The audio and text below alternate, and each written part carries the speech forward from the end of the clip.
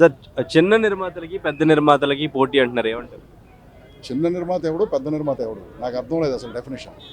చిన్న నిర్మాత అంటే చిన్న సినిమాలు, తక్కువ బడ్జెట్ సినిమాలు తీసేవాడనా, లేకపోతే పెద్ద నిర్మాత అంటే నేను అసలు ఆ చిన్న నిర్మాత పెద్ద నిర్మాత అనే డెఫినేషన్ని ఒప్పుకోను కదా. మరి ఇప్పుడంటే మన ప్యానెల్కి, ప్రోగ్రెసివ్ ప్యానెల్కి, సో మన ప్యానెల్ నుంచి ఆరోపణలు ఏంటంటే ప్రోగ్రెసివ్ ప్యానెల్ అనేది గిల్డ్ అని ఏర్పాటు చేసి కోట్ల రూపాయలు దోచుకుంటున్నారు అని ఆరోపిస్తున్నారు. మీరేం చెప్తారు?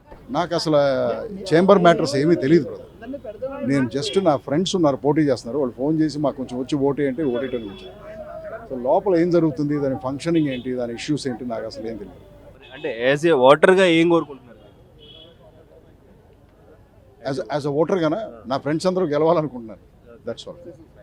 అంటే ఈ అస్తిత్వాన్ని కాపాడాలి అంటూ కూడా ప్రోగ్రెసివ్ ప్యానెల్ చెప్తున్నారు. అస్తిత్వం అంటే ఏంటమ్మా? అస్తిత్వం అంటే చాంబర్ గురించి బిల్డింగ్ తర్వాత బిల్డింగ్ ఉంచరు, ఈ బిల్డింగ్ ని పడేసేయాలి, ల్యాండ్ మంది కాదు అంటూ కూడా ఆరోపణలు వస్తాయి. దాన్ని మనం కాపాడాలంటూ కూడా ప్రోగ్రెసివ్ ప్యానెల్ చెప్తున్నారు.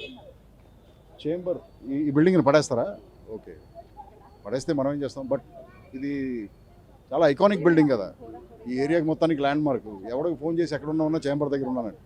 సో ఇక మరి అలాంటి బిల్డింగ్ని పడేస్తానంటే మనం పవర్లెస్ కదా ఆపడానికి. పడేసేవాడు పడేస్తారు, బట్ పడేసి ఏం చేస్తారు?